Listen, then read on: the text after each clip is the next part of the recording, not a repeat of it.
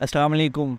Doctor صاحب ایک جگہ پہ اونٹ کی عجائبات کا ذکر کرتے ہوئے لکھتے ہیں کہ اللہ تعالیٰ نے اونٹ کو گول پاؤں دیے تاکہ ریگستانوں میں آسانی سے چل سکے، لمبی ٹانگیں دی تاکہ سفر جلدی طے ہو، لمبی گردن دی تاکہ زمین اور درخت سے اپنی غذا آسانی سے حاصل کر سکے، کوہان میں پانی اور چربی کی اتنی مقدار جمع کر دی کہ 4 ہفتوں تک بغیر پانی اور بغیر کھائے رہ سکے۔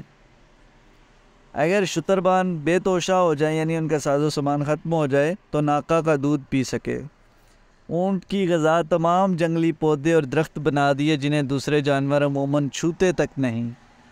اسے سخت منہ دیا کہ بیابان میں ککر تک کھا سکے۔ بہت بھاری بوجھ اٹھانے کی طاقت دی اور کوہان کے پاس شتربان کے لیے علیحدہ جگہ بنا دی کہ شتربان کو چلنا نہ پڑے اس کے بیٹھنے کے لیے۔